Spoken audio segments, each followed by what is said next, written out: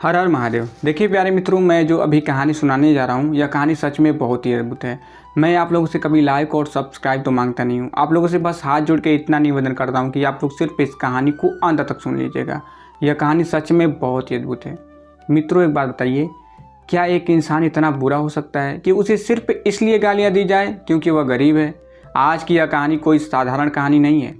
यह इंसानियत के माथे पर लगा वो कलंक है जिसे देखकर आज आपकी रूह कांप जाएगी।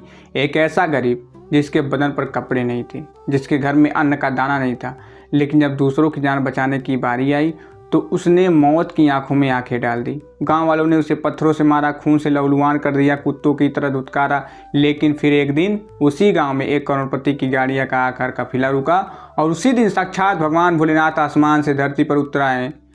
जब उस गरीब का सच दुनिया के सामने आया तो पत्थर दिल वाले भी दहाड़ मार कर रो पड़े हैं। आज अगर आपकी आंखों में आंसू ना छलके तो कहिएगा, दिल थाम कर बैठिएगा, क्योंकि अंत में जो भयंकर पश्चाताप है वो आपको रात भर सोने नहीं देगा। देखिए मित्रों, यह कहानी एक बहुत ही पिछड़ा और रूढ़िवादी गांव का है। उस गांव का नाम था धर्मपुर। इस गांव में इंसानियत सिर्फ अमीरों की चौखट पर ही दम तोड़ देती थी। इसी गांव के एक गंदे नाले के पास फूस की एक टूटी फूटी झोपड़ी में रहता था दीनानाथ। देखिए मित्रों, दीनानाथ का नाम तो दीनों का नाथ था, लेकिन उसकी अपनी हालत किसी मरे हुए जानवर से भी बदतर थी। उसके माता पिता बचपन में ही एक महामारी में चल बसे थे। दीनानाथ के पास न जमीन थी, न पैसा और न ही कोई अपना। वह दिन भर गांव वालों के खेतों में गधों की तरह काम करता, लेकिन मजदूरी के नाम पर उसे क्या मिलता? सूखी रोटियां, बासी खाना और गंदी गालियां। देखिए मित्रों, दीनानाथ शरीर से कमज़ोर था, लेकिन उसका दिल सोने से भी ज़्यादा खरा था। गांव का कोई जानवर बीमार हो, किसी अनाथ बच्चे को भूख लगी हो या किसी बुजुर्ग को दवा चाहिए हो, दीनानाथ अपना पेट काटकर उसकी मदद करता। लेकिन बदले में गांव वाले सिर्फ उसे मारते थे और वो लोग कहते थे कि अरे वो मनहूस, तूने मेरे दरवाजे को छू कैसे लिया, नीच कहीं का। गांव का सरपंच उसे लातों से मारता। दीनानाथ खून का घूंट पीकर मुस्कुरा देता और कहता कि मालिक आप बड़े हैं, मार लीजिए, लेकिन इस गाय के बछड़े को मत मारिए, ये भूखा है। देखिए मित्रों, मैं आप लोगों को एक बात बताता हूँ, याद रखिएगा।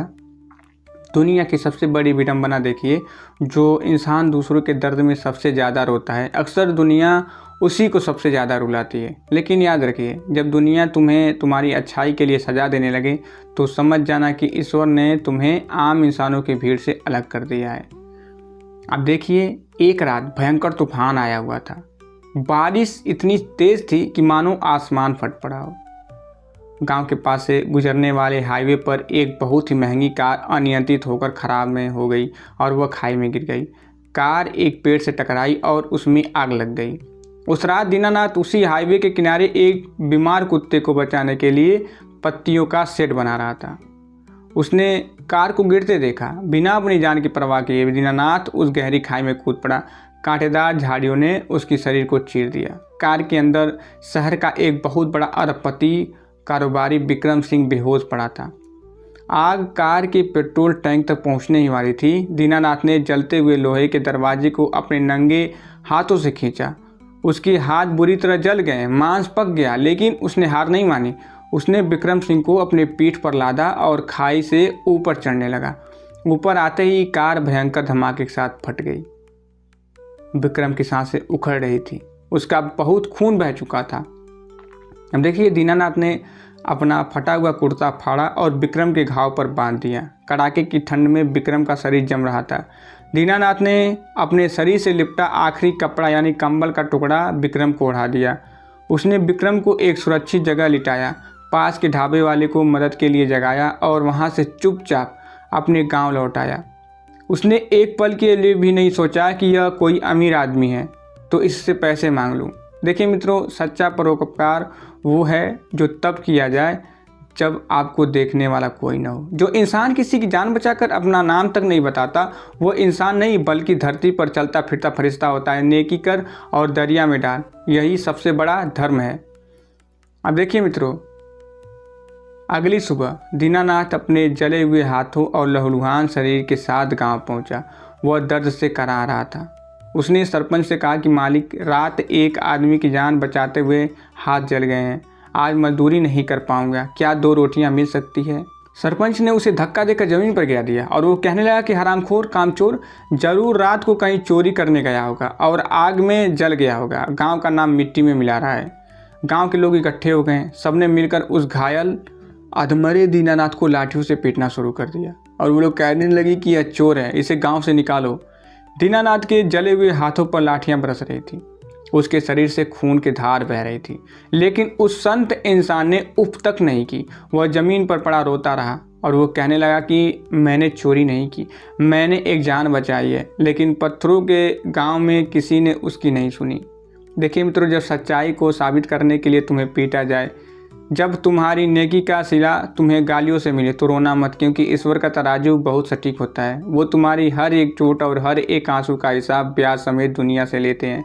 अब देखिए, उन्हें पीट पीट कर दीनानाथ को गांव के बाहर एक शमशान घाट के पास फेंक दिया और चेतावनी दी कि गांव में दोबारा कदम न रखे।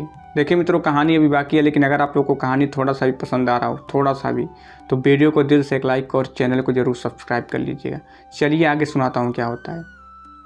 अब देखिए मित्रों, शमशान की उस काली रात, सर्द रात में दीनानाथ खून से लथपथ पड़ा था। उसके पास न दवा थी, न अन्न, वह भूख से और दर्द से तड़प रहा था।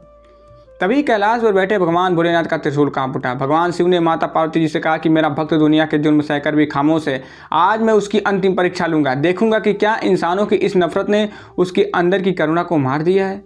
तभी शमशान के उस सन्नाटे में एक बेहद वृद्ध कंकाल जैसा इंसान खांसता हुआ दीनानाथ के पास आया। उस वृद्ध के शरीर पर कुष्ठ रोग यानी कोढ़ के घाव थे, वह प्यास से तड़प रहा था। उन्होंने कहा कि बेटा, वृद्ध ने कांपती आवाज़ में कहा कि मैं 3 दिन से प्यासा हूँ, मेरे गले में कांटे खुभ रहे हैं, मुझे पानी दे दे वरना मेरे प्राण निकल जाएंगे। देखिए, दीनानाथ खुद अपनी आखिरी सांसें गिन रहा था, उसका शरीर हिलने लायक नहीं था। पास ही एक मिट्टी के बर्तन में थोड़ा सा साफ पानी रखा था, जो दीनानाथ ने अपने लिए रखा था ताकि मरते वक्त उसके होठ तर सहें। अब देखिए, दीनानाथ ने देखा कि वह वृद्ध तड़प रहा है। बिना एक क्षण सोचे दीनानाथ ने अपने लहूलुहान हाथों से वह मिट्टी का बर्तन उठाया और उस कोढ़ी वृद्ध के होठों से लगा दिया। वृद्ध ने पानी पीते हुए कहा कि बेटा, तेरे शरीर में तो इतना खून बह रहा है, तूने अपना आखिरी पानी मुझे क्यों दे दिया? दुनिया ने तुझे इतना मारा, फिर भी तू दूसरों का भला क्यों सोचता है? देखिए मित्रों, दीनानाथ ने मुस्कुराते हुए अपनी आखिरी सांसों के साथ कहा कि बाबा, दुनिया ने मुझे वो दिया जो उनके पास था, यानी नफरत, और मैंने उन्हें दो दिया जो मेरे पास था, वो था प्रेम। मेरे भोलेनाथ ने मुझे इंसान बनाया, अगर मैं भी इनकी तरह नफरत करने लगूंगा तो ऊपर जाकर अपने महादेव को क्या मुंह दिखाऊंगा। देखिए मित्रों, लोग तुम्हारे साथ कैसा व्यवहार करते हैं यह उनके संस्कार हैं, लेकिन तुम लोगों के साथ कैसा व्यवहार करते हो यह तुम्हारी चरित्र है। अपने चरित्र को दुनिया की गंदगी के कारण कभी मैला मत होने दीजिए। हीरा कीचड़ में गिरकर भी हीरा ही रहता है। यह कहते कहते दीनानाथ की आंखें बंद हो गई, उसकी धड़कन रुकने लगी। अब देखिए, अगली सुबह पूरे गांव में हड़कंप मच गया।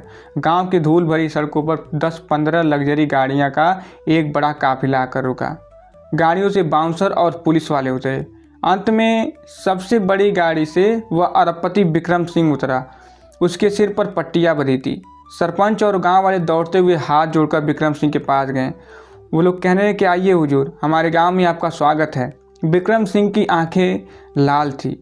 उसने सरपंच की गिरेबान पकड़ ली और कहा कि वो इंसान कहाँ है, वो फरिश्ता जिसने अपनी जान पर खेलकर मुझे उस जलती हुई कार से निकाला था, जिसने अपना खून जलाकर मुझे ज़िंदगी दी और बिना अपना नाम बताए चला गया। सरपंच के पैरों तले ज़मीन खिसक गई।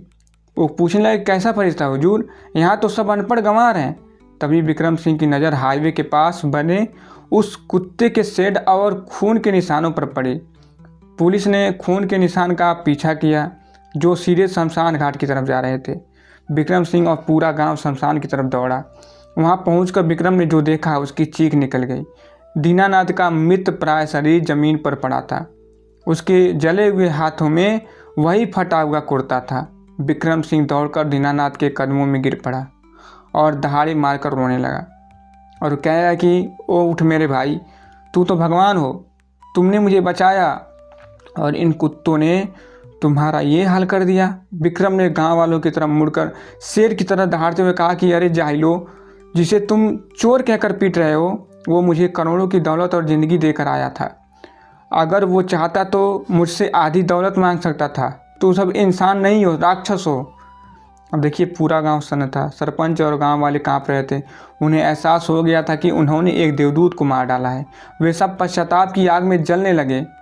आसमान में काले बादल छा गए, तेज बिजलियां कड़कने लगी, हवाओं में बम बम भोले की गूंज उठने लगी। और वृद्ध कोढ़ी जिसे रात में दीनानाथ ने पानी पिलाया था अचानक वहाँ प्रकट हुआ। देखते ही देखते उस कोढ़ी के घाव गायब हो गए।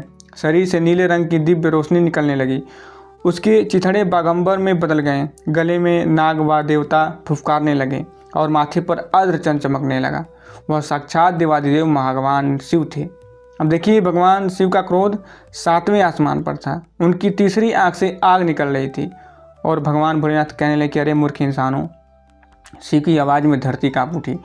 वो कहने लगे कि तुमने मेरे सबसे प्रिय अंश को रुलाया है। तुमने इंसानियत की हत्या की है। जो मेरे लिए अपनी आखिरी सांस तक लड़ता रहा, तुमने उसे लहूलुहान कर दिया। तुम सब इस पश्चाताप में उम्र भर तड़पोगे। सरपंच और पूरा गांव भगवान शिव के चरणों में गिर पड़ा। वे अपना सिर पत्थरों पर पटक पटक कर रोने लगे। वो कहने लगा कि हमें क्षमा कर दीजिए महादेव, हम अंधे थे, हमें माफ़ कर दीजिए। गाँव वालों का रो रो कर बुरा हाल था। उन्हें ऐसा भयंकर पश्चाताप हो रहा था कि वे अपने ही हाथों से अपना गला दबाना लेना चाहते थे। भगवान शिव का हृदय द्रवित उठा। उन्होंने झुककर दीनानाथ के मृत शरीर को सिर पर अपना हाथ रखा। अचानक दीनानाथ के सारे घाव भर गए। उसके जले हुए हाथ कमल की तरह खिल गए।